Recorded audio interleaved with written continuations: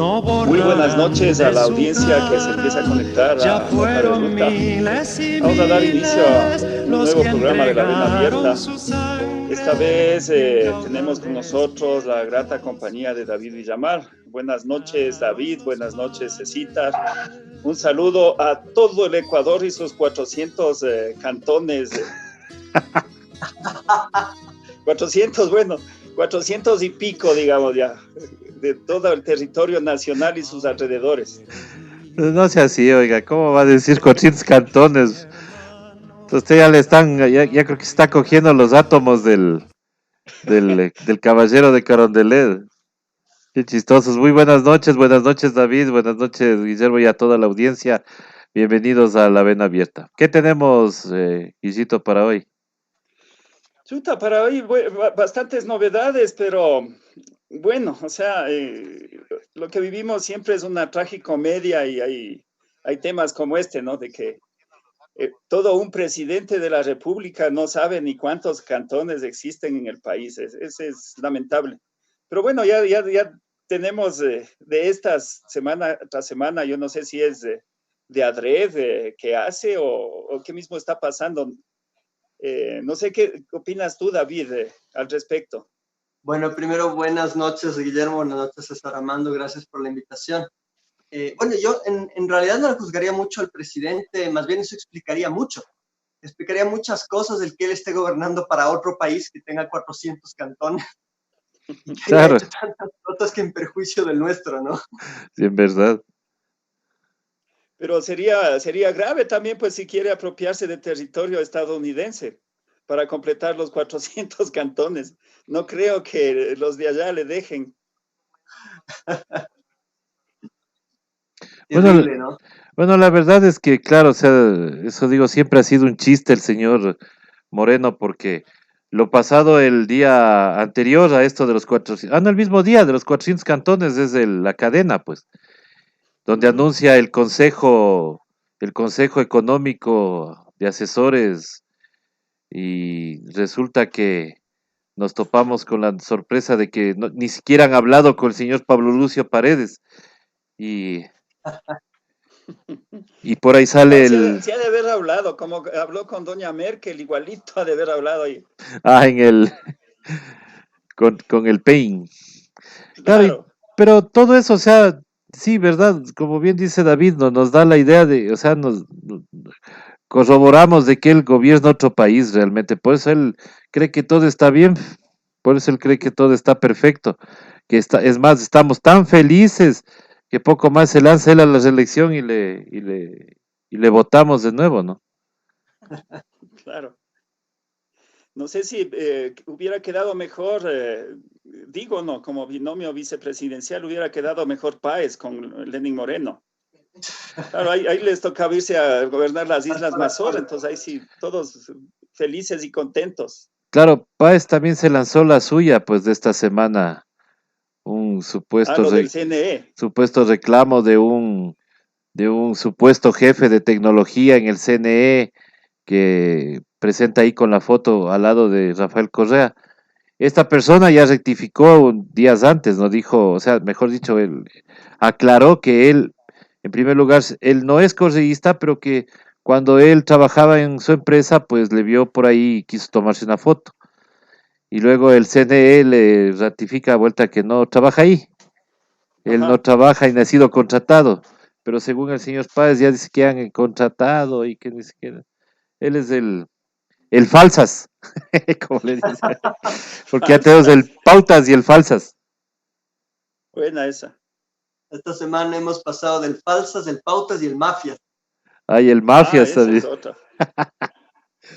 Oigan, cierto, eso también para comentar, ¿no? El día de la detención del señor Bucarán. Es chistoso que, o sea, va detenido y ningún policía le pone esposas, ni tampoco al señor Carlos Luis Morales. Y sorprendente que en la noche va un patrullero y cual taxi, cual Uber, le va y le deja en la puerta de la casa para que no se pierda.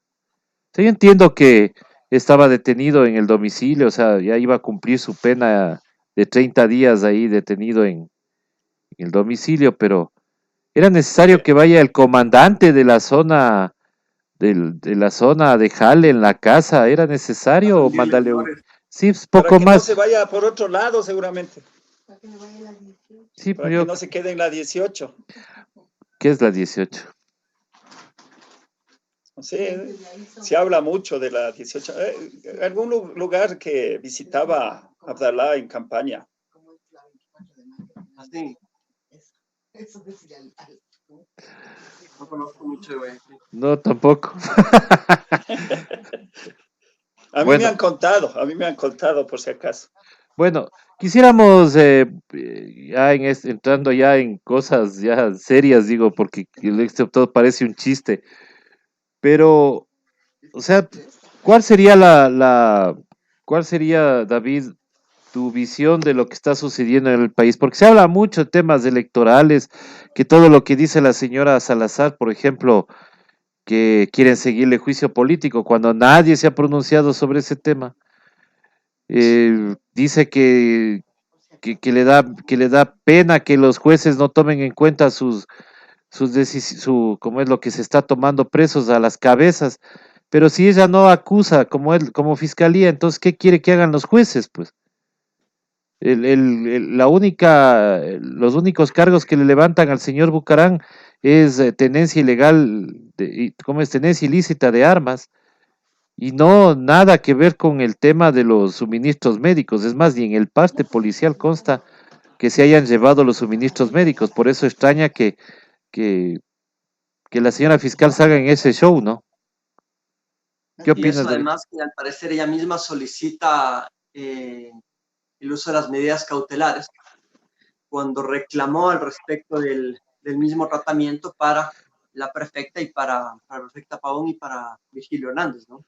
Ah, claro, claro. Por qué no se hizo lo mismo, no? ¿Por qué los jueces no tomaron en cuenta? Y a ellos sí les esposaron, y a ellos con toda la maquinaria y todo lo demás, fueron como 40 policías a verle la casa a la prefecta Pavón. Y acá Y hay otro sí, elemento, ¿no? Es decir, aquí la, la fiscal utiliza el subterfugio de que ya es culpa de los jueces, de que ella hizo todo lo posible y pobrecita la justicia no le ayuda. Durante 3 años hemos visto que prácticamente todos los casos relevantes caen sobre una juez, la jueza más suertuda del mundo, que es la señora Camacho. Y justo el caso Bucaram no cae en manos de ella. O sea, parece que la señora tiene suerte solamente cuando es de castigar correístas, pero cuando es de castigar a mafiosos como Bucaram, Ahí tiene más suerte. la señora. Ahí tiene Entonces, más suerte porque no le toca. es una farsa. Es una farsa, esta justicia es una farsa de principio a fin. Creo que lo que hemos visto en las últimas semanas es un reposicionamiento político. Hay mucha gente que está hablando de que los movimientos de esta semana son el inicio de la campaña electoral de la señora fiscal, y noten que van de la mano con un opacamiento paulatino pero notorio de Otto Sonnenhosner.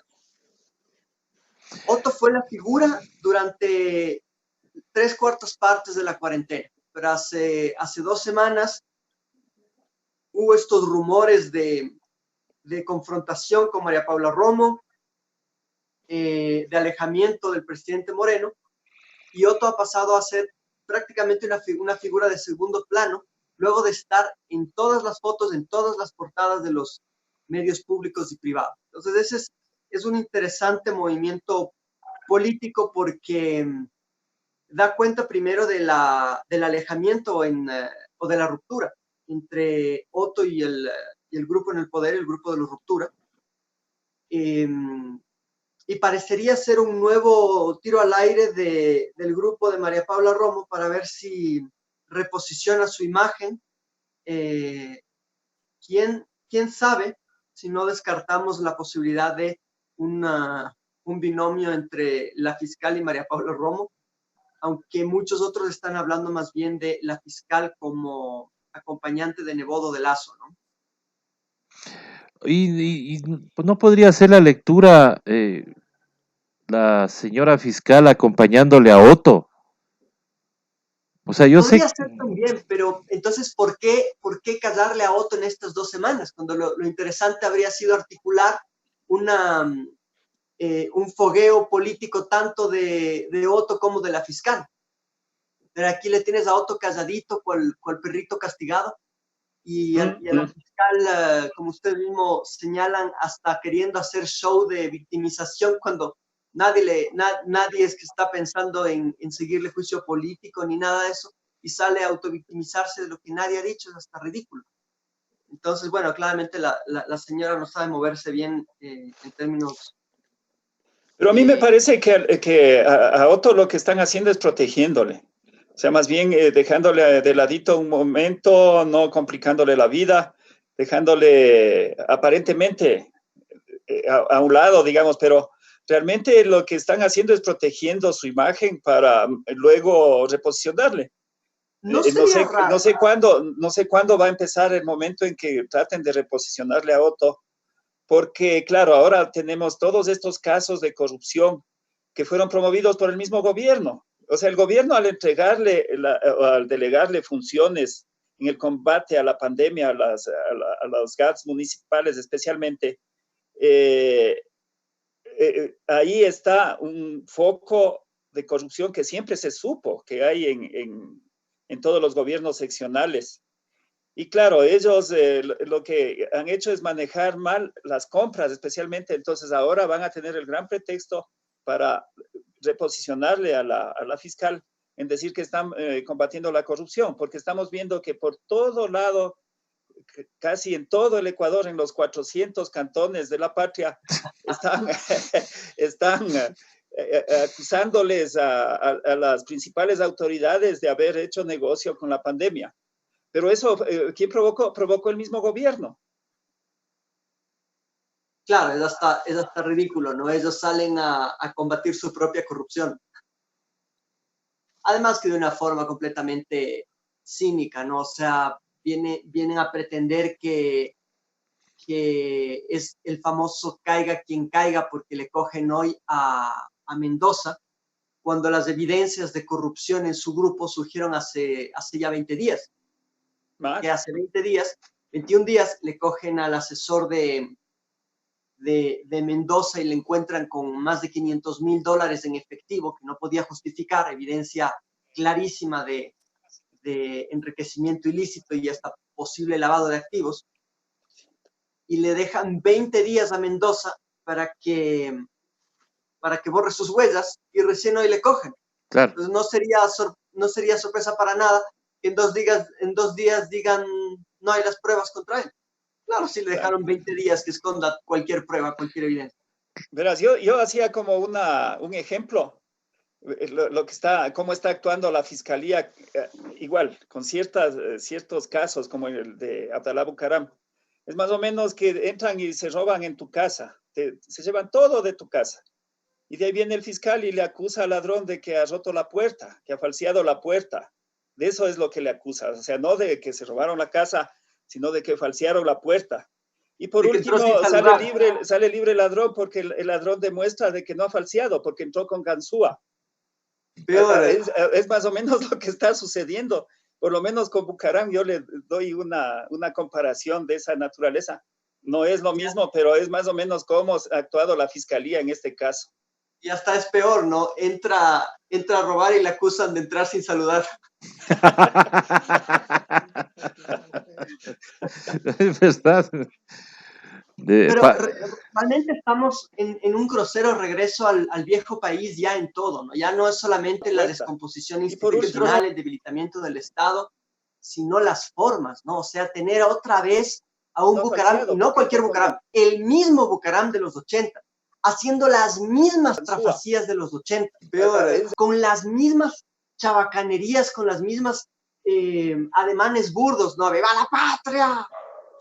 Es tan triste para los que vivimos de ese país volver a ver algo así. Es un espectáculo degradante. ¿Y quién permitió eso? Los mismos que le pusieron a la fiscal. A no olvidar eso. Y a no olvidarse, si ahora te gritan viva la patria es porque te están asaltando, pues. O sea, ahí levanta las manos nomás. Si oyes viva la patria. De la delincuencia. No, cuando te llamen de los bancos, también diles, ¡viva la patria! Y señor, nos debe algo, ¡viva la patria! Ahora también el tema de de todo esto que vivimos con el señor Bucarán, y que verdad es la misma chabacanería, los mismos tejes y manejes. eh, Viendo las contradicciones a las que han llegado, la hermana del señor Bucarán, ella dijo que era un arma nueva, que se había comprado por la delincuencia, y luego el abogado, el señor Fernando Rosero, aquel que se acordarán que decía, allá voy, Febres Cordero, y que cuando llegó era un gatito al lado de Febres Cordero. El señor dice que el arma le ha regalado Paco Moncayo. Y, Paco Moncayo dice que no. y Paco Moncayo dice que no, que posiblemente alguien del Estado militar le debe haber dado, del Estado Mayor le debe haber Pero, regalado, pero no él. Pero Paco Moncayo Abdalá le regaló algo mejor, pues le dio un certificado de honradez, pues, Ah, cierto, acuérdese. el certificado de honorabilidad. Claro, de honorabilidad le dio Paco Moncayo. Allá entre blancos que se tapen. Sí, o sea, ese es el problema, ¿no? Ahora, las contradicciones, digo yo, pero que no se topan en los medios grandes. Están pidiendo prisión preventiva para Carlos Luis Morales porque dice que él podría irse como prefecto a borrar las pruebas. Y tú ya lo señalaste, David. El tema de Daniel Mendoza es hace 20 días. En 20 días pudo haber hecho maravillas para esconder cualquier cosa. Exacto. Hay una de inconsistencias, y es triste como la prensa y los portavoces del oficialismo no señalan ninguna de esas inconsistencias, ¿no? Hoy le leí al expresidente del Colegio de Abogados de Pichincha decir que nunca como ahora, desde el regreso a la democracia en el 79, no se ha vivido una lucha contra la corrupción como la que se ve ahora. ¿Pueden creer? O sea, No, no. es casi, es difícil hasta pensar en adjetivar algo así. Porque entonces, lo único que se necesitaba para que se reduzca la corrupción o para que se luche contra la corrupción era que el Ejecutivo desmantele toda la institucionalidad y escoja a dedo a a todas las entidades de control, ¿no es cierto? Y reforme las cortes nuevamente a dedo con supuestos concursos de merecimientos organizados con jueces escogidos por la presidencia de la República. ¿Sí? Entonces, lo único que se necesitaba era una concentración absoluta de poderes para limpiar el país. Eso te dice mucho de cuánto, eh, cuánto de show hay en el tema de la corrupción. Tú puedes subirle o bajarle el volumen al tema de la corrupción en función de a dónde apunten tus cámaras de televisión.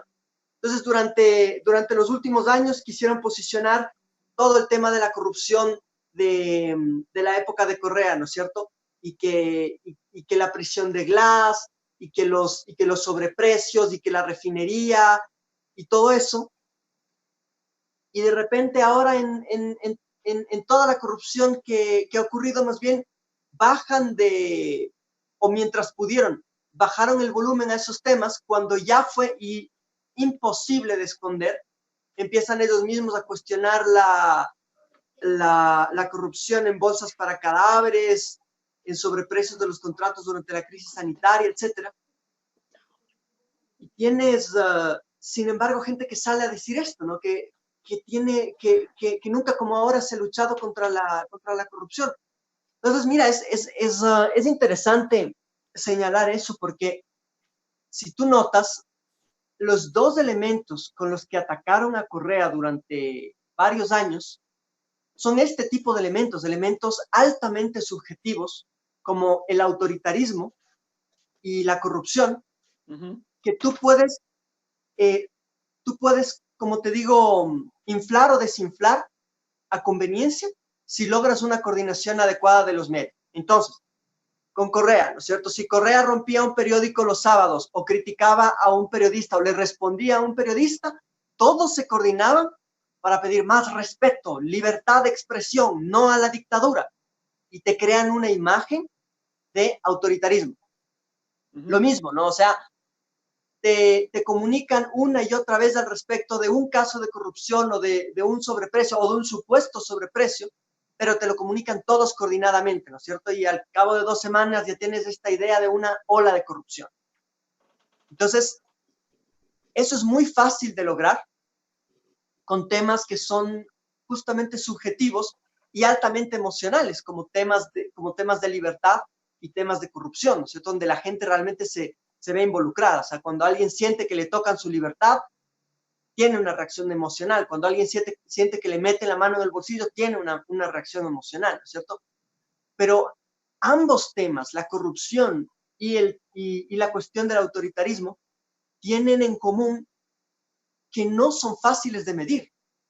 Tú los puedes ventilar, ¿no es cierto? Como te digo, por mecanismos mediáticos, pero no es tan sencillo medir como, por ejemplo, el tema de la obra pública. La obra pública tú puedes comparar cuántos hospitales se hacían antes de Correa, cuántos se hicieron en la época de Correa, cuántas centrales hidroeléctricas se hicieron en 30 años antes de Correa, cuántas centrales hidroeléctricas se hicieron en la época de Correa, ¿no es cierto? Tú puedes medir la eficacia de la función judicial, ¿no es cierto? ¿Cuántas causas habían represadas antes de la reforma judicial del 2011? ¿Cuántas causas se empezaron a liberar después? Entonces, si es que tú te remites a indicadores que puedan ser medibles, ¿cierto? Que puedan ser observables directamente, Correa siempre salía ganando. En todo lo que tú puedas medir estadísticamente y técnicamente, Correa siempre salía ganando. Por eso la defensa de Correa siempre era: aquí están los datos. Cuando se dieron cuenta y no podían ganarle en ese plano a la Revolución Ciudadana, cambiaron el libreto y pasaron a hablar solamente de la corrupción y solamente del autoritarismo, porque ahí ellos son los que llevan la batuta. Ellos pueden, como te digo, elevar el termómetro a conveniencia, como en efecto se demuestra que lo han hecho en los últimos 3 años, donde a todas luces ha habido menos controles electorales, menos fiscalización, menos control de la prensa, un montón de dejar pasar los actos de corrupción siempre y cuando vengan por otro lado, ¿no es cierto? El caso de Ana Galarza, el caso de los INA Papers, los múltiples casos de asambleístas y de gente de Alianza País. Todo eso, bajar el volumen, ¿ya? Y cuando ya no pudieron bajar el volumen, a simular esta supuesta lucha contra la impunidad cuando vienen callando durante 3 años. Eso nos debe dar una idea, entonces, justamente, de cómo han utilizado el tema de la corrupción para jugar con las emociones de los votantes, de los ciudadanos, ¿sí? Y movilizar a favor o en contra de una posición en función de los intereses de los dueños de los grandes medios de comunicación. Eso es lo que hemos visto en los últimos años. Oye, sí, yo quería referirme a otro tuit de Ramiro García, ya que le mencionaste esa cita. Hay un tuit que lo pone, hoy día fue: la prisión preventiva debe ser siempre excepcional, y lo repite 6 veces hasta donde alcanza el tuit. ¿Qué te parece ese tuit de Ramiro García? Les repito, él pone ahora: la prisión preventiva debe ser siempre excepcional, la prisión preventiva debe ser siempre excepcional, la prisión preventiva debe ser siempre excepcional. Así, 7 veces. O sea, eso ya raya en lo ridículo, diría yo, porque él no opinaba lo mismo hace poquito. Por ejemplo, ¿cuál era la opinión con el caso Paola Pavón?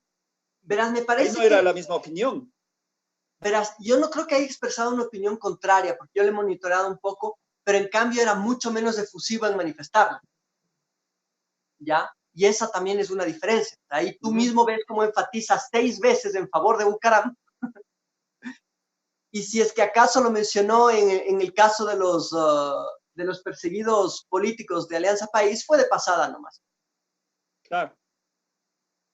Pero no fue una expresión de frente y denodada. Pero realmente yo creo que para muchas personas, me incluyo, eso es lo que molesta, de que haya un doble rasero, de que a unos se les aplique de una forma la ley y a otros de otra forma.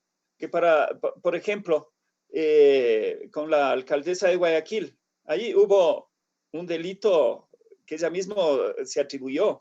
el cierre del aeropuerto de Guayaquil. ¿Y qué ha pasado hasta el momento? Nada. Por ahí hubo una contratación igual de publicidad, algo así, por una suma bastante considerable y en época de pandemia también. ¿Y qué pasó? No pasa nada, absolutamente nada. Y yo me supongo que habrán otros funcionarios públicos, otros alcaldes que también han cometido sus travesuras y ni siquiera sabemos. Pero hay un ataque sistemático, por ejemplo, al alcalde de Quito. Y no digo que no tenga seguidores, pero tienes, a él sí le están dando también con todo. Ahí tienes justamente un punto interesante de comparación entre los alcaldes de las dos ciudades más grandes del país, que son Quito y Guayaquil. Mira los errores crasos que comete Cynthia Viteri, no solo a nivel de gestión, sino también a nivel político y comunicacional, ¿no es cierto? Primero, el tema del aeropuerto, que fue una sandez tan olímpica que sus asesores no tuvieron mejor recomendación que darle, que decirle, di que tienes coronavirus. Entonces, un show tras otro.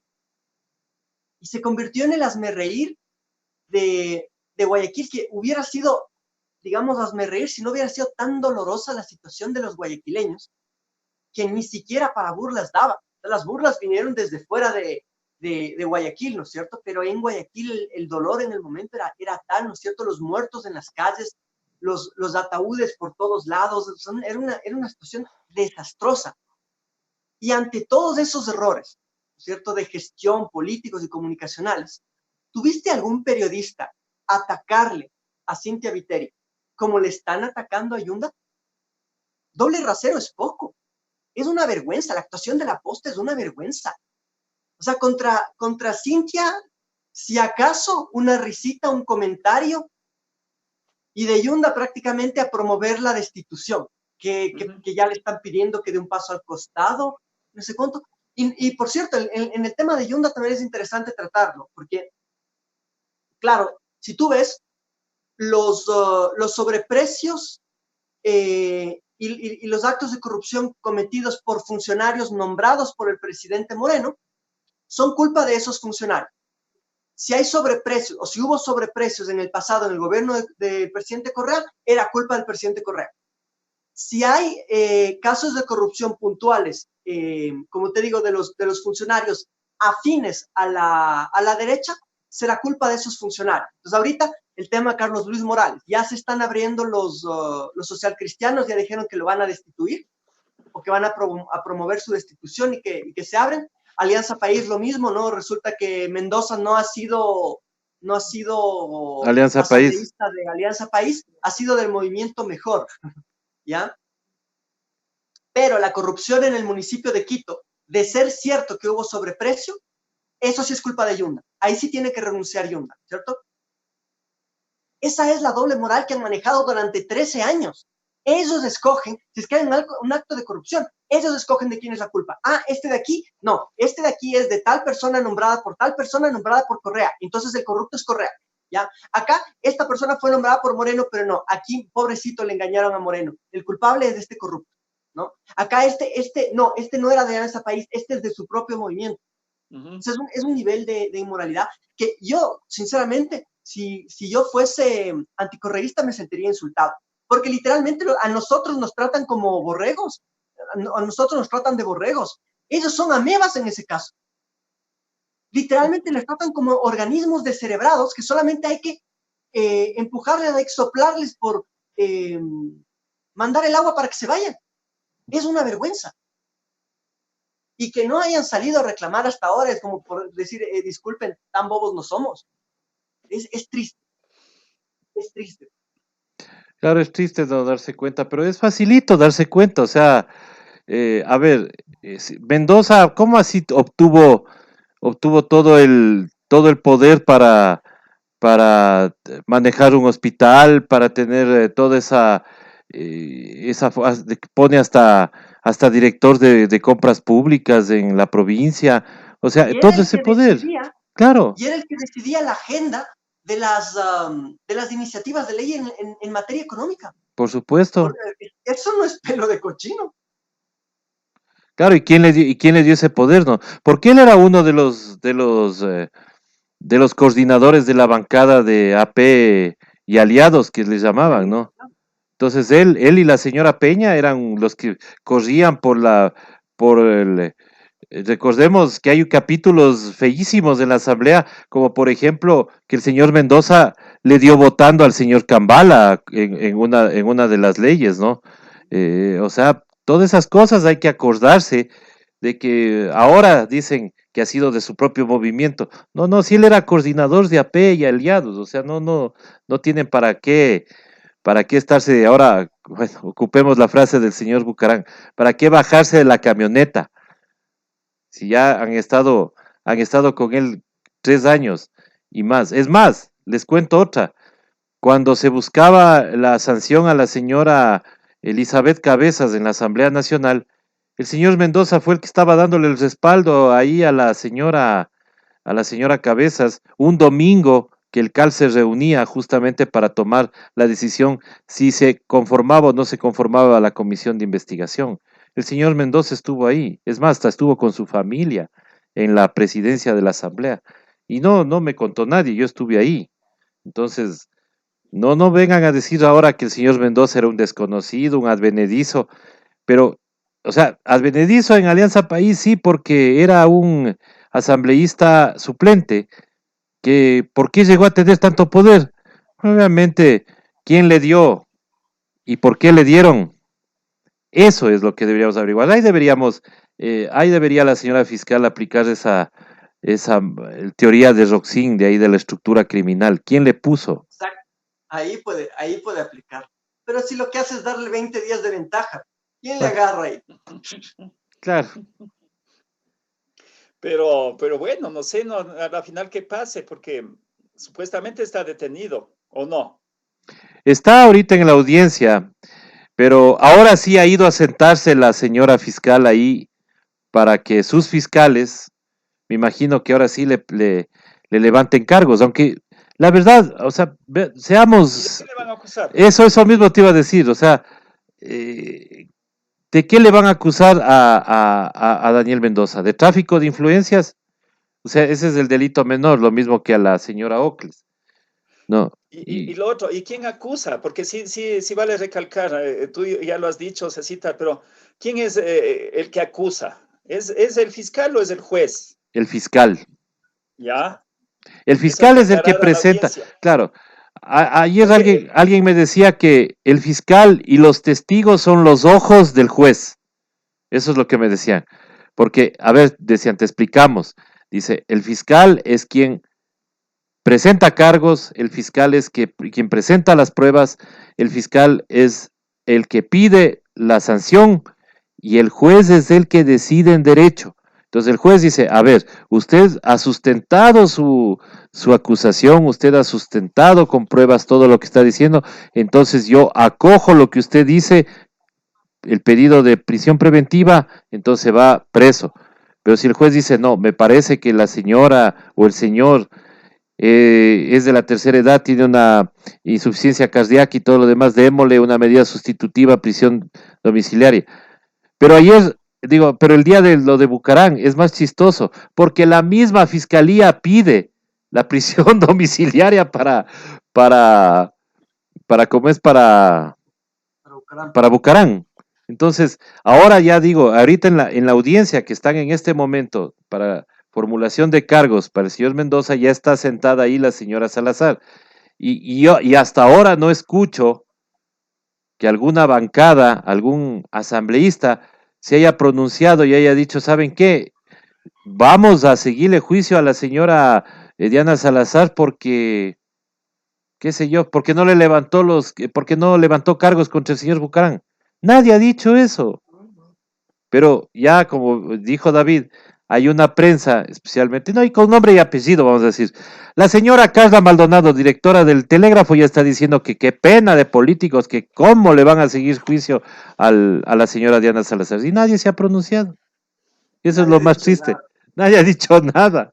Nadie ha dicho abriendo nada. el paraguas, curándose en salud.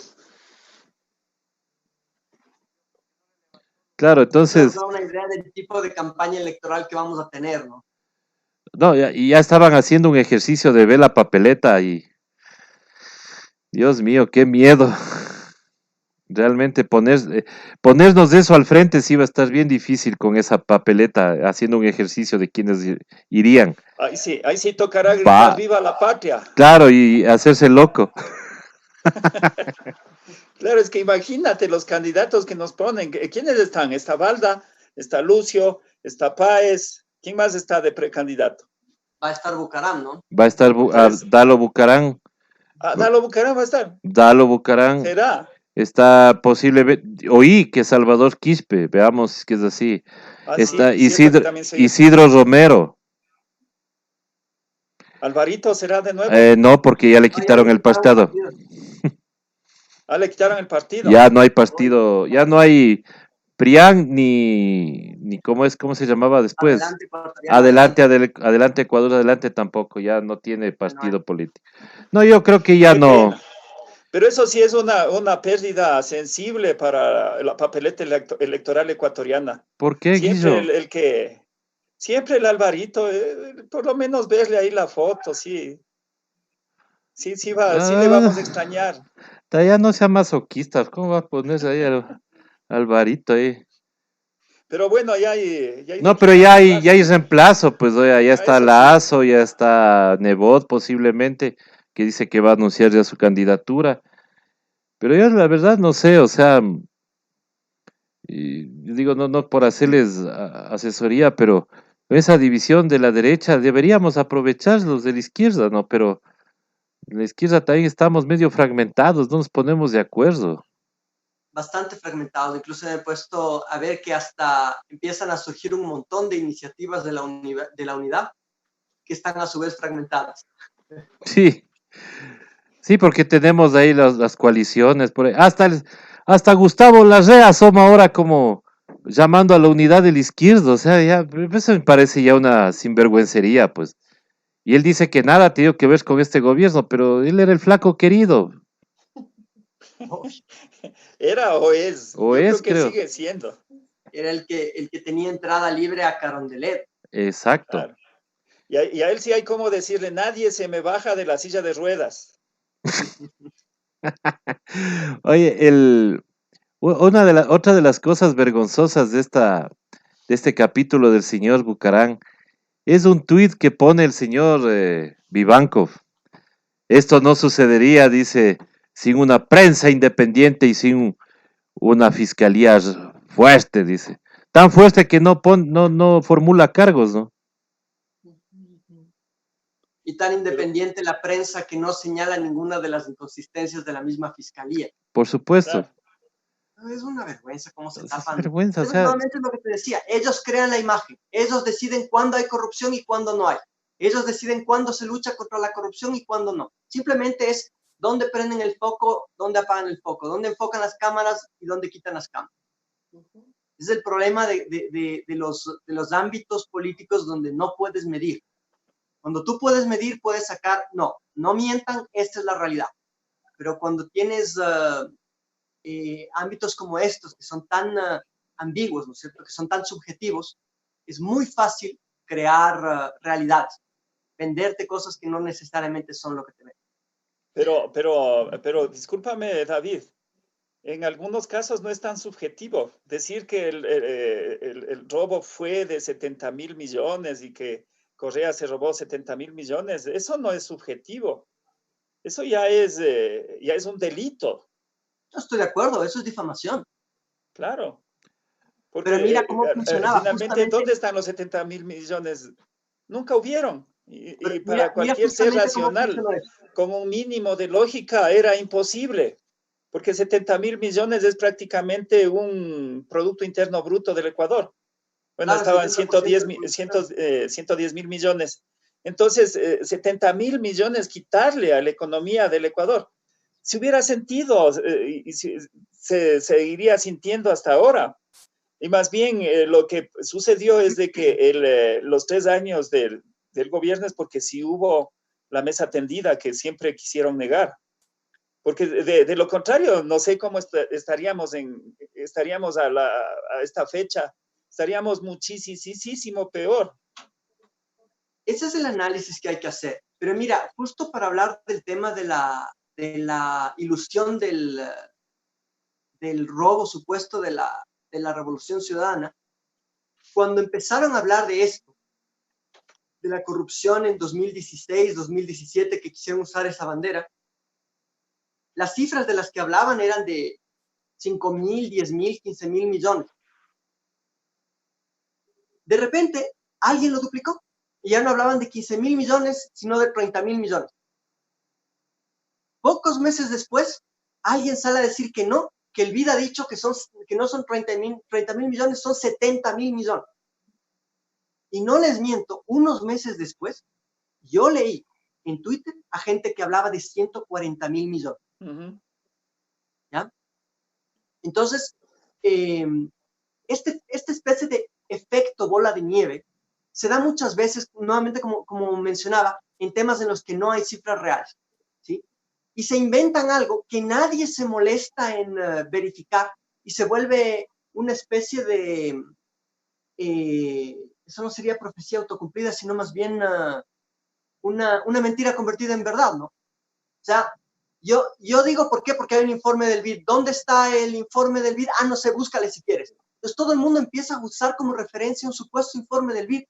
Y hace menos de un mes salió ya la denuncia y la aclaración por parte del BID de que no hay tal informe, de que ellos no personalizaron nunca y lo que hacen ellos es estimar la corrupción en general en la región como un porcentaje del PIB, pero nunca se habían puesto a analizar en concreto un gobierno, mucho menos a la Revolución Ciudadana. Entonces todo fue una farsa. Todo fue una farsa. Pero desmontar la farsa es mucho más difícil que construirla, porque hay mucha gente que por sesgo ideológico está dispuesta a asumir la farsa mucho más fácil de lo que está dispuesta a renegarla. Es como en física el principio de la entropía, ¿no es cierto? Que es el nivel, por caricaturizar, el nivel de desorden en un sistema, ¿no es cierto?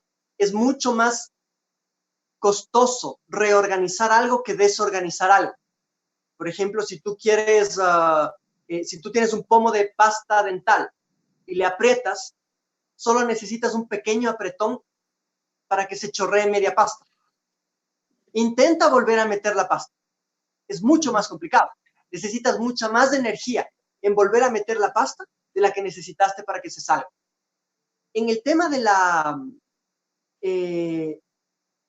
las mentiras mediáticas, funciona muy, muy parecido a eso. Es muy fácil hacer daño con una mentira, pero revertirla es mucho más costoso.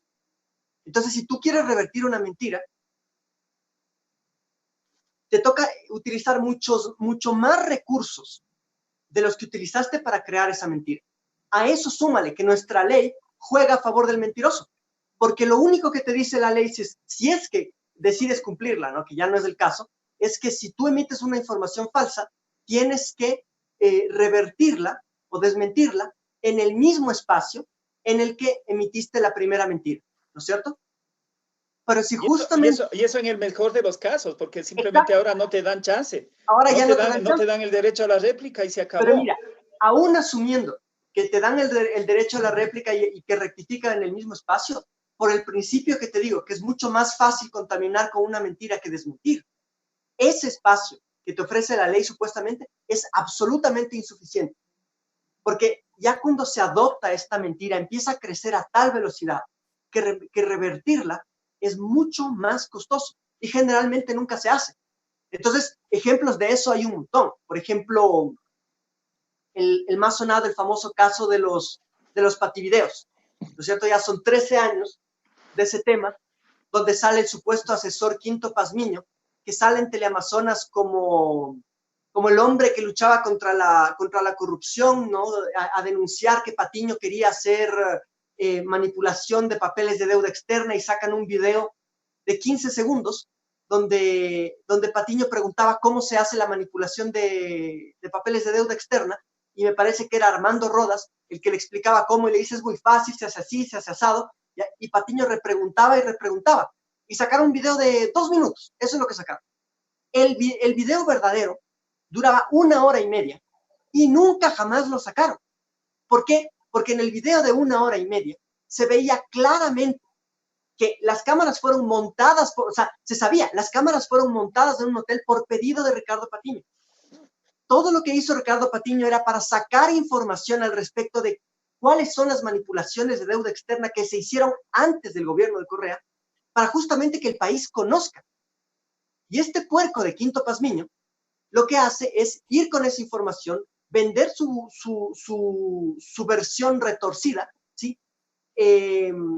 Provocar el linchamiento mediático de Ricardo Patiño y eso, o sea, en lugar de que quede como un golpe desde el gobierno de la Revolución Ciudadana contra la corrupción, parecía que desde la Revolución Ciudadana se estaba cayendo en los mismos casos de corrupción que antaño.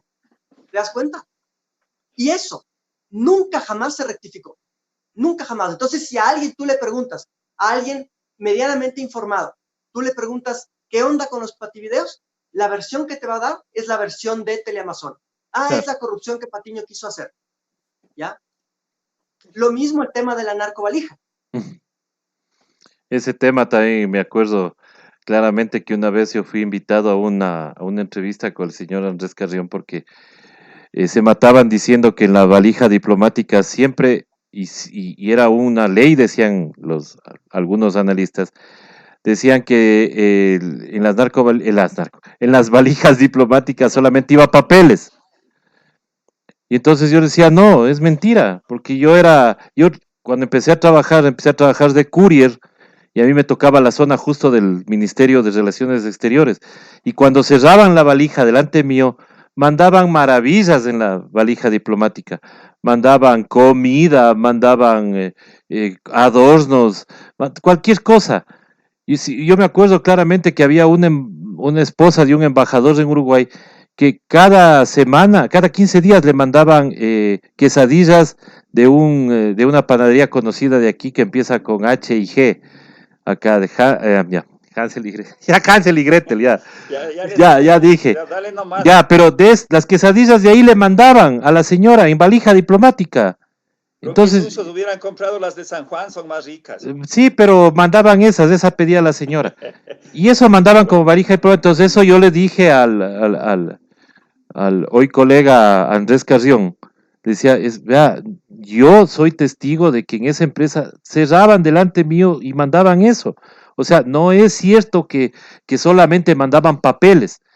No, Entonces, no pero la gente está convencida de eso. Claro, la gente está convencida de que, ¿cómo vas a mandar en valija diplomática unas tazas? Es que ahí también depende de quién sea el que emite la opinión o el que orienta la opinión pública. Porque hay gente que se posiciona o le posicionaron como referentes de la opinión y al parecer mucha gente les cree ciegamente. Yo me acuerdo, yo tuve una discusión con un amigo, digamos, amigo, conocido más bien, de que él planteaba lo de los 70.000 millones. Decía, no, y según dicen es mucho más. Y fue la primera vez que oí los 140.000 millones. Y este individuo es ingeniero civil inclusive. Le digo, oye, pero tú eres profesional, entonces debes tener algún sustento. O sea, ¿de dónde sacas esas cifras? ¿Cómo así? Dice, yo no tengo, pero eso dijo el economista Jorge Rodríguez en la Universidad Católica en una conferencia que nos dio. Él planteó de esa manera. Y Jorge Rodríguez es una persona respetabilísima. Entonces yo no tengo por qué dudar de la palabra de él. O sea, mira, en esos términos. Se convierte en aceptar la mentira de un mentiroso que aceptó la mentira de otro mentiroso. Ajá. Y la verdad, ahí vayan a averiguar. Vayan a averiguar dónde termina la maraña de mentira. Así han manejado la prensa durante los últimos 13 años. Cada vez con menos vergüenza, cada vez con... Y también cada vez con menos éxito, ¿no? Porque gracias a Dios hoy están las redes para contrastar y el poder que tiene la prensa ha caído ostensiblemente.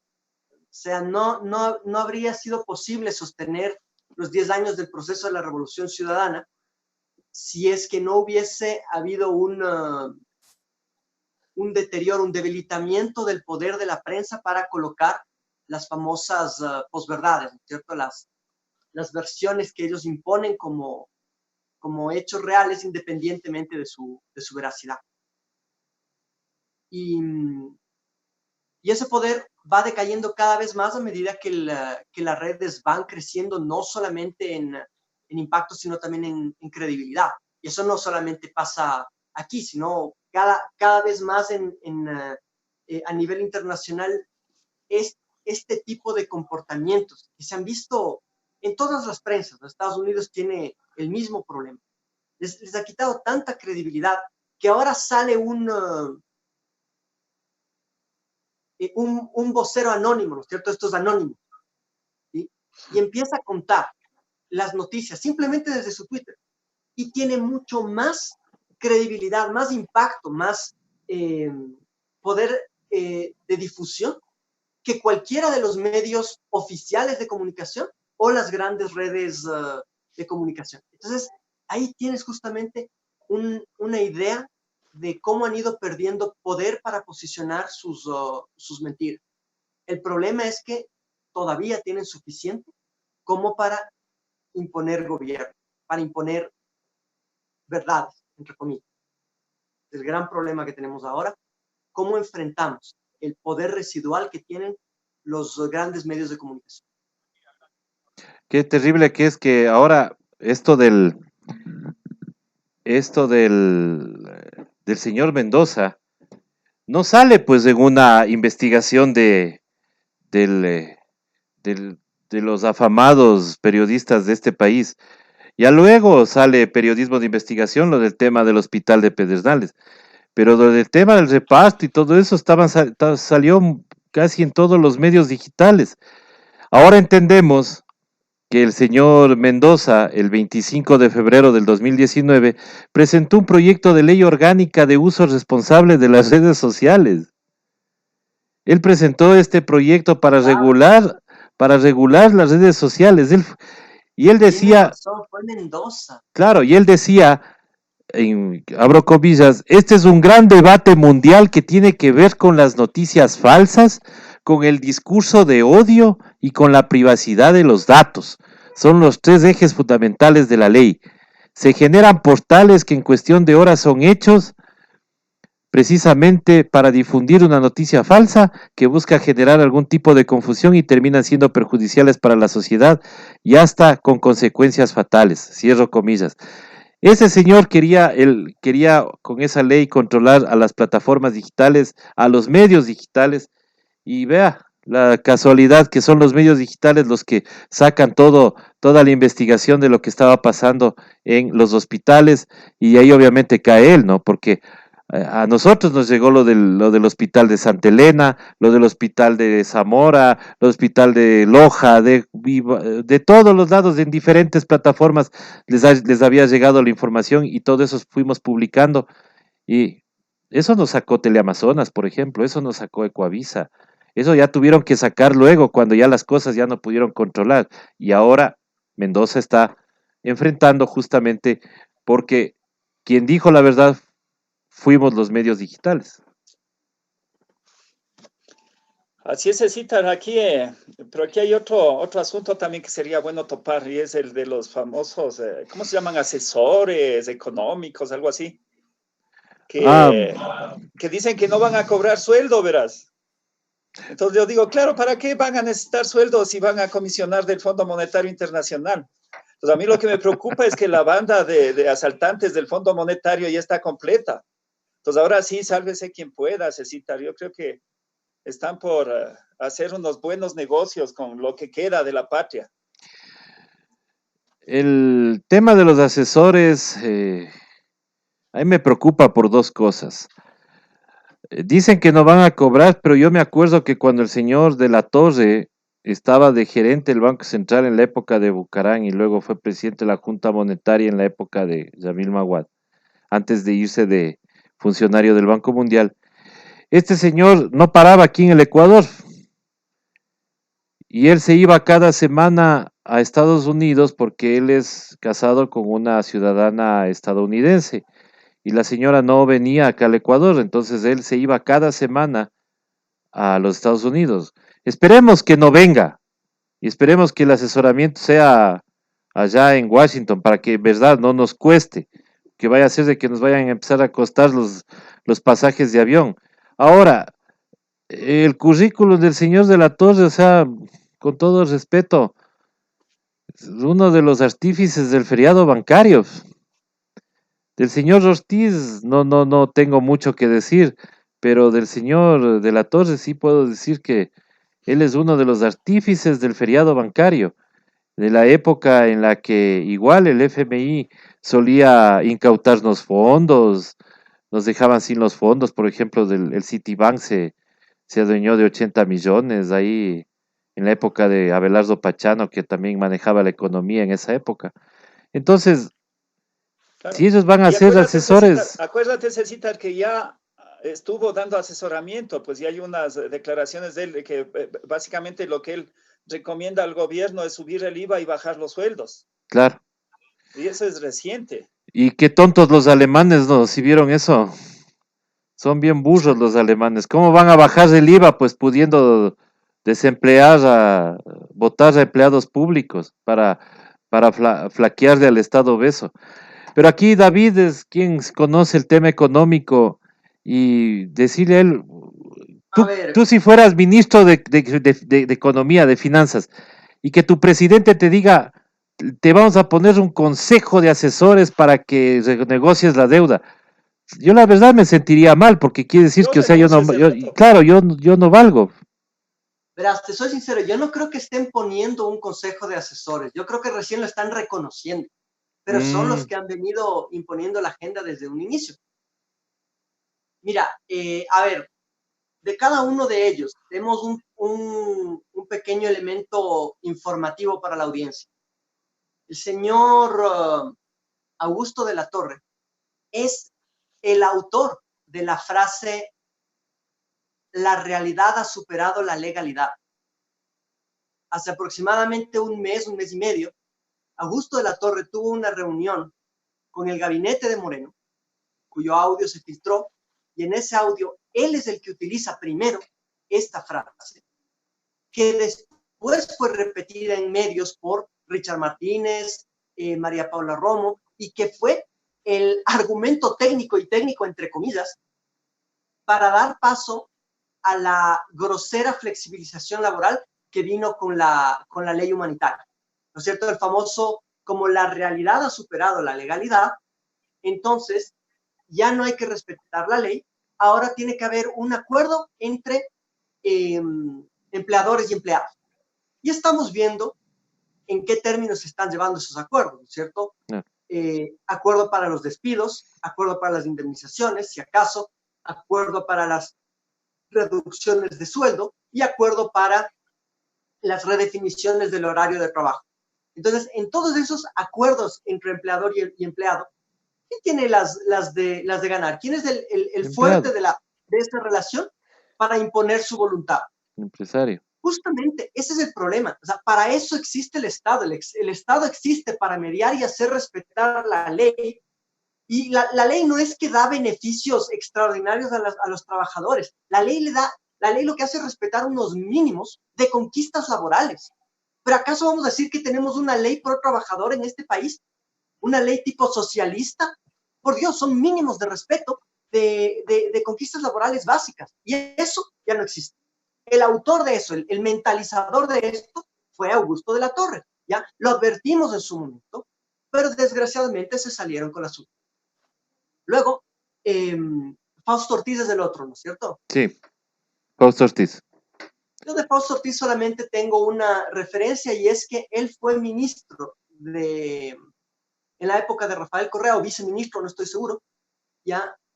Pero cuando se iba a incautar los bienes a los Isaías, salió corriendo antes de que se llegue siquiera a ejecutar la incautación. Entonces él no quiso pelearse con los Isaías. Es una referencia interesante. Y Claro, el tercero, el señor Pablo Lucio Paredes, que ha sido una de las voces por el neoliberalismo en los últimos 30 años. Entonces, esos son el buró de asesores externos que están para qué? para renegociar la deuda pública. Ahora, el caso de Pablo Lucio, bueno, yo decía, no le tomaba en cuenta mucho al inicio de lo que estaba preguntando, porque primero que ya se excusó y dijo que con él no han hablado. Y la otra es que él siempre, él no se, él suele no mojarse el puncho, pues porque cuando le llaman a que se haga cargo de algo público, él sale corriendo, siempre ha pasado eso. Entonces él está siempre desde el lado de la opinión, de dar consejos, pero de ahí cuando se le dice, a ver, venga, usted ponga en práctica, no lo ha hecho, ¿no? Y es lo que pasó. Tanto así que le tuvo que hacer pedir disculpas al señor Roldán, que también es raro Ah, eso. pero eso también es de fábula.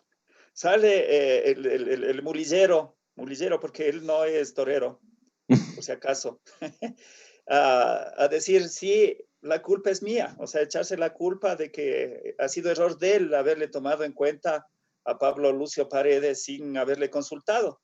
Entonces, eso está demostrando claramente quién está gobernando el país. Porque, o sea, si Lenin Moreno en una cadena nacional de medios y de televisión especialmente, lo anuncia públicamente y resulta que no ha sido así, entonces él no está decidiendo nada. Entonces yo ratifico una vez más lo que siempre digo, de que la oligarquía ecuatoriana se consiguió la mejor marioneta, porque títere no es, títere me parece que es el que se maneja con hilitos. A la marioneta se le mete mano. Entonces a Lenín Moreno, todos los que pueden de la oligarquía le han metido mano esta vida y la otra. Pero claro, no son todos, ¿no? Son el público selecto de Carondelet. Ahí está Egas, ahí está Lazo, ahí está Nebot, Abdalá. Ellos le han metido mano siempre. Y ahora quieren hacerse los que no saben nada de pronto. Quieren desmarcarse, algunitos, Lazo especialmente, con un discurso hasta lastimero, diciendo que él quiere representar a las mujeres, a la mujer madre soltera, a la mujer sin trabajo, a la mujer divorciada. Entonces, atribuyéndose cosas que no son. Pero eso ya va marcando el escenario electoral también, porque en estos meses de aquí a agosto, vamos a ver mucho de eso, muchas personas queriéndose bajar de la silla de ruedas. Sí, ahora, para concluir un poco el tema de los asesores, yo lo que quería decir es, más allá de los nombres, porque por último, Pablo Lucio dice que él sí, pero no, o que él no, pero sí. Más allá de quiénes son, es la línea que ha buscado Moreno. Es decir, ya hasta, ya ni siquiera causa risa, sino más bien pena pensar cuando él decía que no, que sí, que él es un presidente de la Revolución Ciudadana. Dios mío, o sea, más a la derecha que esto, ni siquiera Lazo. Yo creo que Lazo hasta trataría de guardar las formas y pondría ahí entre esos a alguien que por lo menos haya tenido un discurso progresista o moderado, por lo menos para que esté ahí de voz disidente. Pero no, Moreno ya más a la derecha, más hacia el neoliberalismo, ya no puede. Ya está estampado contra el lado hacia el espectro de los neoliberales, y eso se ve en el tipo de asesoría que busca, ¿no?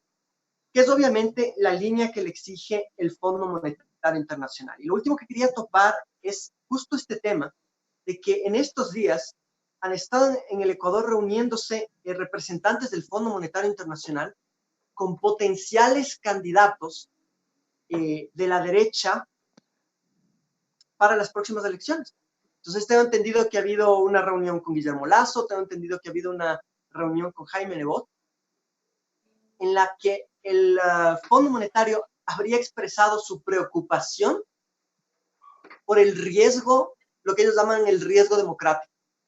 ¿Qué es el riesgo democrático? Es el riesgo de que la derecha pierda las elecciones. ¿Ya? Eso es lo que ellos consideran como un riesgo, como un peligro. Entonces, esto es algo a lo que hay que tomar con pinzas y no hay que soslayar. Es una cosa muy, muy grave que en año electoral, en una realidad tan desinstitucionalizada, frente a un gobierno que se ha limpiado con la Constitución de principio a fin, venga el verdadero organismo rector de las finanzas públicas, que es el Fondo Monetario Internacional, al menos de nuestras finanzas públicas, a decir que está muy preocupado porque van a haber elecciones. Porque si lo que les preocupa son las elecciones, un dictadorzuelo como este, que literalmente ha hecho lo que ha querido con la institucionalidad, con la Constitución y las leyes, ¿qué creen que puede llegar a hacer para contentar a sus amos? Claro, aquí tenemos... David, ahí sí. estamos frente a un escenario de dictadura. Dictadura bueno, ya estamos en una dictadura, pero por lo menos de posponer elecciones, me parece que podríamos ir hacia allá. A que se invente desde Lenín Moreno y sus secuaces, se inventen cualquier pretexto y digan, no podemos ir a cumplir el calendario electoral, vamos a tener que posponer, o cualquier pretexto se inventarán. Es que hay una gama de posibilidades. Mira, la idea es, el problema aquí es el riesgo democrático. El riesgo democrático es que ellos pierdan las elecciones.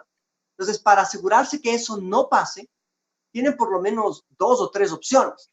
La una es hacer fraude electoral, ¿no es cierto?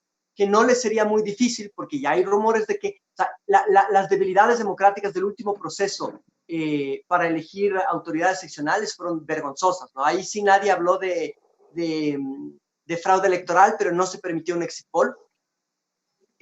O más bien, ningún exit poll salió a dar los resultados, no se permitió el conteo rápido. ¿Sí?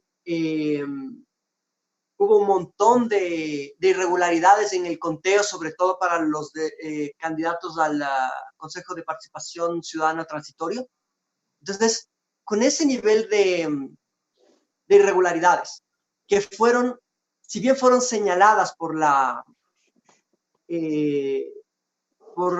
observadores de la OEA, lo hicieron con una tibieza en comparación, por ejemplo, con lo que suelen decir de las elecciones en Venezuela. Entonces se salieron con la suya con toda esa cantidad de irregularidades que yo no titubeo en hablar de fraude en algunos casos. Por ejemplo, lo que le hicieron a el candidato de el principal candidato progresista al Consejo de Participación Ciudadana era Juan Javier Dávalos. Sí. ¿Juan Javier es? Sí. Ya, Juan Javier Dávalos, ya, que él no haya entrado para mí cuando empezó el conteo, él estaba claramente a la cabeza y de repente vino el famoso apagón, dejaron de contar en la noche y en la mañana ya ni siquiera estaba entre los 7 primeros. Eso fue para mí un fraude. Lo que extrañamente pasó con la alcaldía de Quito también, pues, porque es súper extraño lo que pasó con la alcaldía de Quito. Son los 2 casos emblemáticos, ¿cierto? Ajá. Entonces, que algo así se repita o que empeore, no sería de sorprender. Entonces, es una posibilidad que Perdón, David, antes de que pases a la otra posibilidad, sí. A esto se sumaría la intención de hacer el voto telemático. Es una posibilidad, ¿no es cierto? O sea, ahorita tienen la excusa de lo del coronavirus, ¿no es cierto? Entonces, mira, pensándolo mal, quizá la única razón en la situación sanitaria que está Pichincha, donde yo he escuchado ya varios expertos que dicen que Pichincha está ya con los hospitales colapsados, y de repente pasas a un amarillo, ¿ya? Yo hoy salí para comprar el pan un poco y volví a ver el Quito de antes de la pandemia, ¿no? Ya, o sea, ya casi no se siente, aparte de las mascarillas, no se sienten ya medidas de restricción reales. Y eso puede dar lugar a un contagio fuerte y nuevamente a un ascenso en la mortalidad, no solo en Pichincha, sino en varias ciudades del país, que han optado ya por cambiar al semáforo amarillo o verde. Y una recaída les daría la excusa perfecta para hablar de la necesidad de implementar el voto telemático, que bien realizado, a mí me parece una buena alternativa para reducir el costo de ir a votar. Y hay muchos países desarrollados que tienen el voto el voto electrónico. Yo no estoy en contra de eso, pero sí estoy en contra de que un gobierno tan desprestigiado, con tantos problemas de corrupción y que ha sido el, el, el gestor de la mayor desinstitucionalización de la historia, por lo menos de la historia reciente, ¿sí? Sea el que lleve a cabo un cambio tan drástico, tan delicado en la forma de vivir los procesos democráticos. Contra eso sí estoy. Entonces, ese es el riesgo de que si es que viene un recrudecimiento de la pandemia, se pueda volver a eso, ¿no es cierto? Es decir, que se dé paso al voto telemático y que por ahí quieran hacer el fraude. La otra posibilidad es que quieran suspender las elecciones por el mismo motivo, ¿cierto? No, la situación no da, miren, volvimos a tener un segundo brote de la pandemia, entonces hay que suspender las elecciones, pero eso solo les compra tiempo, ellos no pueden suspender las elecciones indefinidamente, ¿sí? Y la tercera opción, más allá del fraude o de suspender las elecciones, sería literalmente, si el problema es que pierdan, ¿contra quién van a perder? Obviamente contra un candidato progresista. Entonces lo que harán será nuevamente poner en la palestra el eliminar el partido de la Revolución Ciudadana, ¿no es cierto? Compromiso social. Y tratarán de revivir esa opción.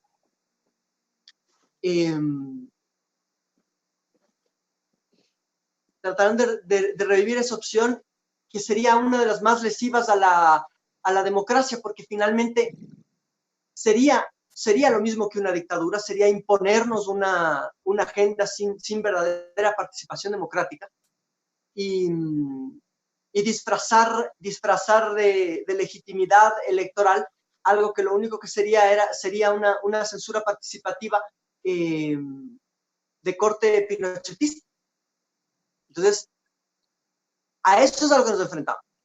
David, pero tal vez un tercer escenario. Bueno, verás, a veces resulta fantasioso, pero vos sabes que lo que hemos vivido en estos últimos 3 años ha sido sumamente, no sé cómo calificarlo exactamente, pero inverosímil al menos, de todo lo que ha sucedido en estos 3 años con el gobierno del Ecuador. ¿Qué tal si igual, a pretexto de la corrupción y de la pandemia, terminamos en una dictadura? Una dictadura, o sea, ya sin ningún ambaje, sin ninguna ambigüedad, o sea, de frente. De pronto a alguien por ahí, algún militar se le ocurre dar el golpe de Estado y decir que va a combatir la corrupción y demás, y terminamos enfrascados en una dictadura como la de los 70. ¿Habría esa posibilidad o no habría esa posibilidad en tu opinión? Recuerda que en una entrevista que tuve con ustedes mismo al inicio de la pandemia, justamente señalé esa posibilidad, al inicio de la cuarentena, señalé esa posibilidad, que como resultado de una fuerte descomposición en la pandemia, si es que ya empieza a haber un desorden tal en el que hay miles de muertos y la gente está desorganizada y empiezan a haber saqueos por la falta de alimentos, bien podría darse ahí un momento en el que las fuerzas militares utilicen como excusa el que los civiles han fallado y por el momento, ante la situación crítica del país y para salvar a la patria, nosotros tomamos el control. Sí señalamos esa posibilidad hace algunos meses y es algo que está latente. O sea, es algo que hasta hace unos pocos años, solo mencionar esta posibilidad ya te hacía caer en el descrédito, ¿no? Te decían, no, este es conspiracionista, no, eso que va a pasar, eso es de los 60, es de los 70, no, es típicos delirios de los socialistas. No. Está pasando aquí al lado, en Bolivia nomás. Disfrazado de reacción popular, pero son los militares los que salieron a matar gente y obligaron al gobernante a salir huyendo. Lo mismo que intentaron hacer con Chávez en el 2001, me parece que fue. O 2000, no me acuerdo. 2002, en el 2002. 2002, lo que hicieron con Zelaya. Y lo que tal vez hagan con Bolsonaro. Yo no sé si o sea, no he visto la correlación de fuerzas últimamente en Brasil, pero hasta es posible que el que termine de dictador ahí es el mismo Bolsonaro, ¿no? O sea, el reconocimiento de la extrema derecha en nuestros países es realmente de terror. Entonces, bueno, un poco esas son las circunstancias, como tú dices, esa es una posibilidad que yo espero no, de todas me parece la peor,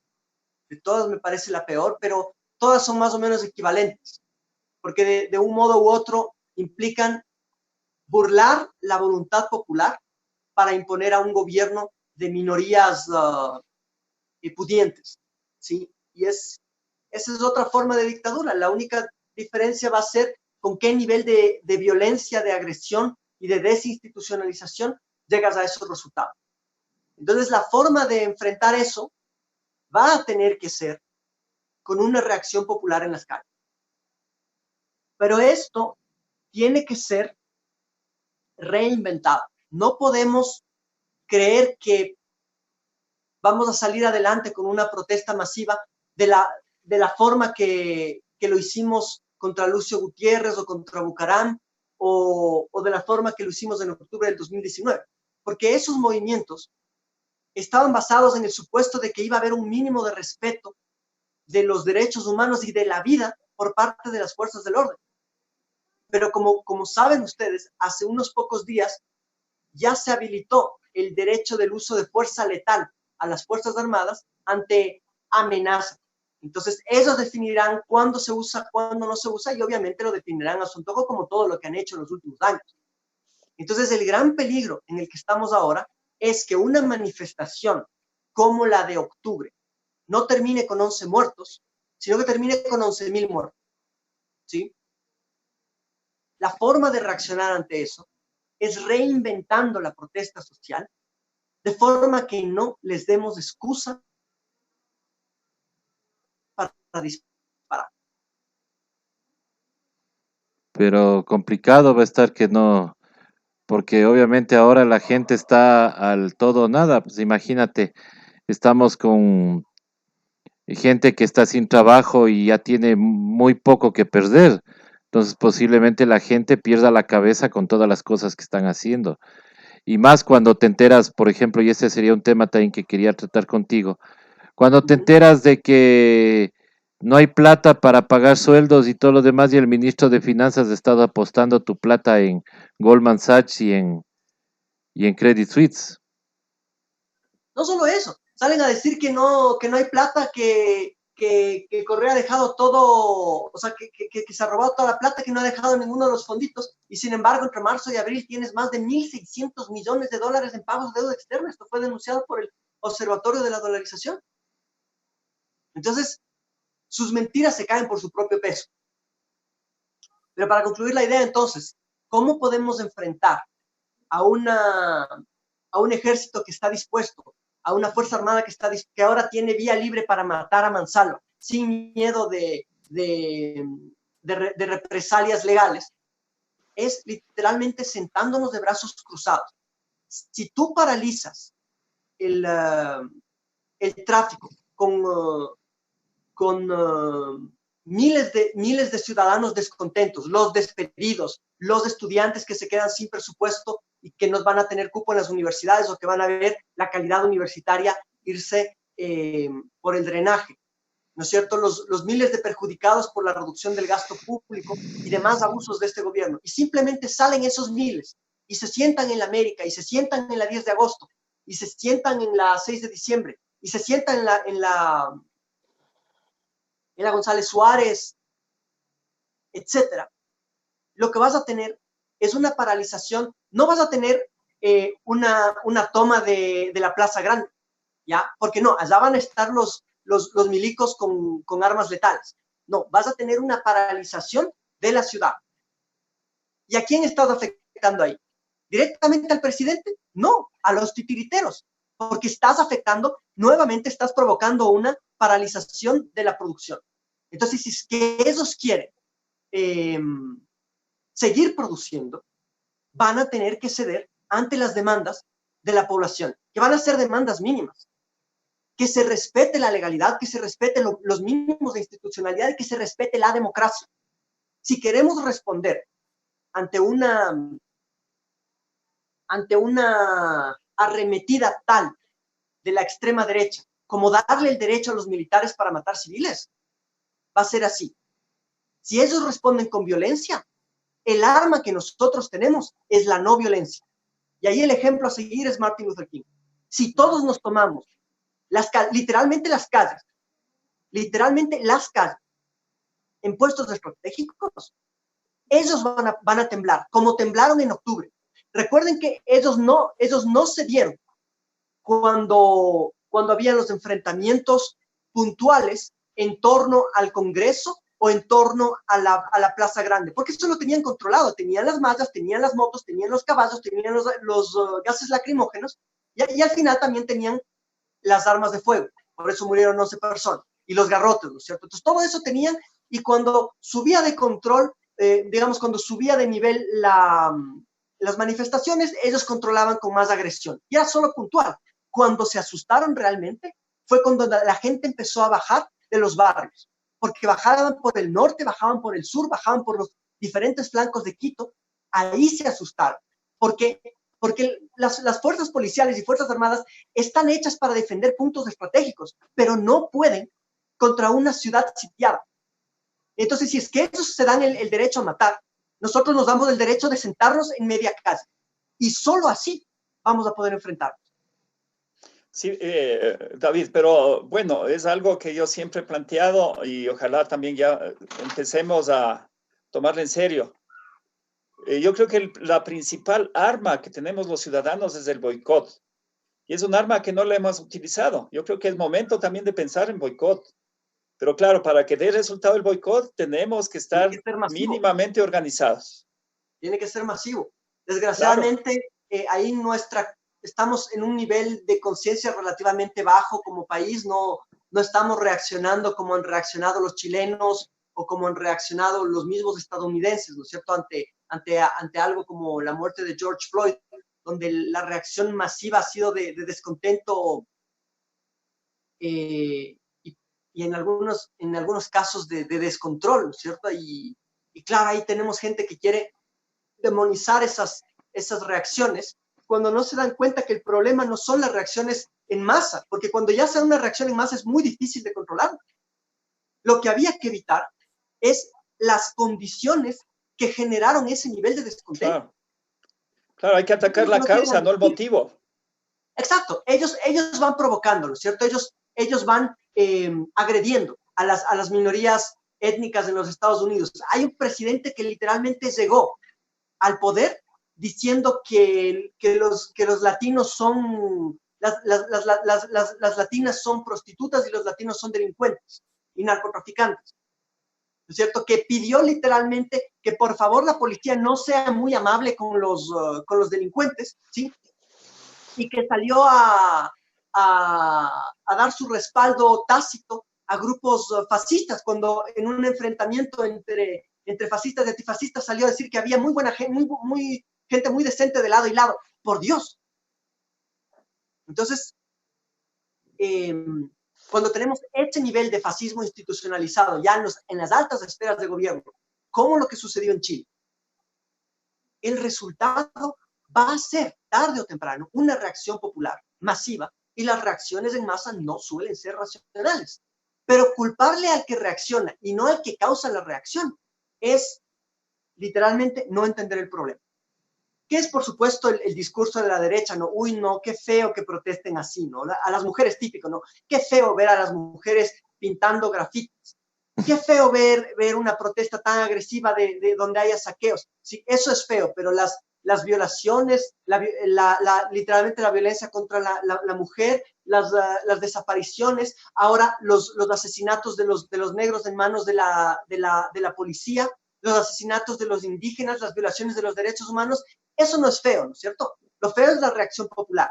Entonces, justamente el juego democrático está en que desde el poder se entienda la necesidad de ceder para mantener la paz social, porque estos momentos de descomposición son de un costo altísimo, no solo por el número de muertos, sino por la pérdida de institucionalidad y la ruptura del tejido social. O sea, Estados Unidos va a tener de estos, el costo social de esto va a ser altísimo en los Estados Unidos, porque ellos están perdiendo fe en su propia democracia, en sus propios líderes, en su propio sistema. Se están dando cuenta que durante años ellos defendían como maravillosos a sus soldados, y ahora están viendo lo que los soldados están sintiendo en carne propia, lo que sus soldados fueron a hacer en Irak, en Vietnam, en Afganistán. Esa es la realidad. Entonces, nos enfrentamos a una recomposición de las fuerzas sociales a nivel planetario, y tarde o temprano se va a dar esa recomposición aquí también en el Ecuador. Yo quería concluir solamente haciendo referencia a una idea que igual mencioné en una entrevista anterior, que era esto de las dificultades que tenemos para lograr la unidad. Porque hacía yo la comparación del proceso argentino, donde sí se logró una unidad de la tendencia, donde la clave fue justamente que el pueblo presione por una unidad, porque estaban atravesando una crisis tan fuerte, con el desempleo y la inflación disparados, la pobreza disparada, y un gobierno que cada vez radicalizaba más sus medidas neoliberales, que la población empezó a presionar a sus propios líderes progresistas, a decirles que se dejen de pendejadas y que den paso a la unidad, tendencia, donde la clave fue un detonante. Y el otro detonante que mencioné aquella vez, el pueblo presione por una unidad, la sabiduría que tuvo Cristina Fernández para, pese a haber ganado las empleo, la inflación, las paradas, la pobreza, las elecciones primarias en Argentina, hacerse a un lado y permitir que el segundo más fuerte, que era Alberto Fernández, sea el candidato. Entonces esa es la habilidad política, la visión que tuvo Cristina Fernández.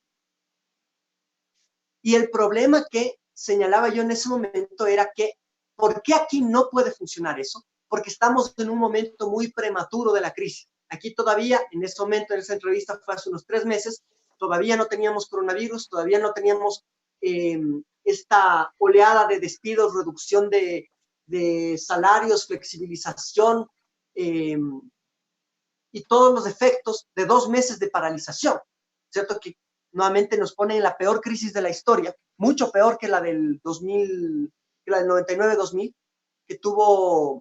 en la que tuvimos un decrecimiento, me parece, entre el 6 y el 7%. Esta va a ser, en estimaciones conservadoras, del 8%, otros economistas hablan del 10% de decrecimiento. Entonces, literalmente es una crisis que nos va a golpear económicamente el doble que la crisis del 99, al menos en términos de crecimiento económico, y están por verse los efectos a nivel del sistema financiero. Entonces, todo eso hace que las condiciones que no estaban dadas hace 3 meses para hablar de una unidad, quizás se den en unas pocas semanas, en unos pocos meses más. Y que suceda algo como en Argentina, y que la población empiece a presionar a los líderes de los respectivos movimientos de izquierda para que dejen, o progresistas, para que dejen de lado sus agendas individuales y se den cuenta los movimientos feministas, los movimientos indígenas y campesinos, los movimientos de los trabajadores, los movimientos estudiantiles y los partidos que algo de coherencia política han tenido, se den cuenta que no son enemigos entre sí, que el enemigo no es Correa, que Correa les puede caer mal, que pueden tener rencillas del pasado, pero que el problema ahorita es la supervivencia del Estado democrático y la defensa de la vida, que a todas luces vemos en los últimos meses ha quedado cristalinamente claro que si hay algo que el neoliberalismo no está defendiendo, es la vida. Y este nuevo conjunto de condiciones objetivas puede anticipar, puede adelantarnos a este momento dolorosamente de crisis económica, que nos cree la necesidad que no había hace unos meses para unirnos y nos dé la claridad de que la única forma de derrotarnos en la próxima ley electoral La única forma de recuperar una democracia y de defender la vida es dando paso a una unidad de la tendencia de izquierda y del progresismo. Sería lo único productivo que podría salir de esta pandemia. Con esa idea quería terminar, compañero. Listo, yo creo que está más que claro, mi estimado David, y queremos agradecerte por haber asistido a la vena abierta. Realmente estuvo buenísimo este análisis que hicimos el día de hoy y que tú obviamente lo has hecho desde el tema político y más económico. Y sí, la idea es esa, tenemos que repensar en cómo salir a protestar por nuestros derechos, ¿no? Hablábamos del boicot y vemos aquí un comentario de un amigo que dice, pero es difícil, dice, con un boicot cuando vas a un centro comercial ya en segundo día de semáforo amarillo y ves abarrotada la gente comprando en los centros comerciales, dice, tratando Sí, de regresar a la normalidad, dicen ellos. yo también le veo al boicot como algo más difícil porque requiere de mucha conciencia y sobre todo es una conciencia de uno para sí. No es una conciencia colectiva. La diferencia es cuando uno está en las calles, tiene el reconocimiento del otro. O sea, todos nos estamos mirando, nos estamos reconociendo y todos estamos participando.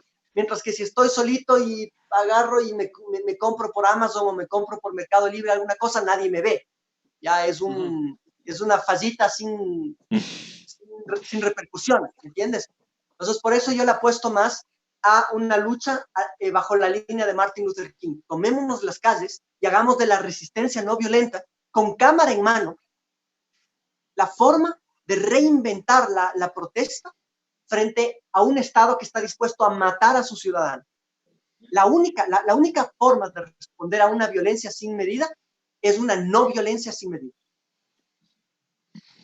Sí, así es, no, yo absolutamente de acuerdo, pero yo sueño todavía con el boicot. Ojalá que algún rato tengamos las condiciones. Ojalá algún rato. O tal vez podríamos aplicar en algo muy puntual. O sea, no sé, se me ocurre ahorita en qué podríamos actuar, digamos, generando un boicot. Bueno, creo que vamos ya cerrando el programa, Cecitar. Así es. Y solamente decirle a la audiencia que sí me acuerdo que son 221 cantones, 1182 parroquias. Si quieres te doy las rurales y las urbanas en parroquias también, porque vayan a pensar de que me he contagiado de los átomos, como me dijiste al principio. Bueno, la verdad es que sí da cosas, Dios mío, no sé, o sea, es feo compararlo, pero me acuerdo que justamente el expresidente Correa sabía nombrar parroquias, cantones de Parroquia la por parroquia, provincia, parroquia cantones, por así es. parroquia, y se acordaba todos los lugares, a veces era fregado cogerle en algo al presidente Correa, al expresidente Correa, pero con el de acá, vuelta es un solo chiste nomás. Y quien hace los tweets también es otra persona, no sé, o sea, parece que es todo el equipo, ¿no? Si la cabeza está mal, o sea, todo está mal. Realmente Pero ¿no es será que le chistoso. hacen de adrede, oye? A ratos me parece que Lenin Moreno anda así con un cartel, una etiqueta que dice "Vóteme", pero nadie se anima a votarle. No sé por qué. Está de vele en la parte de atrás de la silla, capaz está Tal pegado vez ahí, ahí dice bótenme. "Vóteme", pero con B grande. Claro, claro que sí, Pero nadie se anima. hay que reinventar la protesta y obviamente ir pensando en algún boicot justamente para que hacernos oír, hacernos escuchar. Muchas gracias, David. Nuevamente bienvenido siempre a Hoja de Ruta, esta es tu casa. Y Guillito, pues obviamente estaremos ya el día domingo contigo. Ah, sí. Y por cierto, pedimos a los amigos de Punto de Giro mil disculpas, pero la verdad es que el análisis ameritaba para tomarnos el tiempo de ellos, pero ya enseguida, después de que cerremos la vena abierta, estará con nosotros Punto de Giro, el análisis del cine aquí en el Ecuador. Listo, sus palabras finales, mis estimados amigos. No, yo creo que ya dije todo lo que tenía pensado decir hoy, más Me bien voy. les agradezco mucho por la oportunidad. Ahí nos vemos. Siempre un gusto estar aquí con ustedes, son grandes amigos y quiero decirles que en realidad disfruto mucho las entrevistas con ustedes, que más que una cuestión de preguntas y respuestas, yo siempre lo siento como una conversación entre amigos, solo falta la cerveza. Sí. Entonces, gracias, gente, por la Bueno, ya de haber chance. Ya debe haber chance, Un ya. abrazo grande, ¿ya? Ya, Guisito, entonces ya nos vemos y a todas las personas que se conectaron, que estaban alrededor de unas 300, ya están bajando porque ya saben que ya nos vamos. Les No, pero que agradecemos. se sigan conectando. Sí, que se sigan conectando, que ya saben la programación, estamos tratando en esta cuarentena de respetar la programación tal como estábamos antes de que entráramos en esta crisis sanitaria. Muchísimas gracias y un buen fin de semana para todos. Hasta pronto. Un Bueno, abrazo.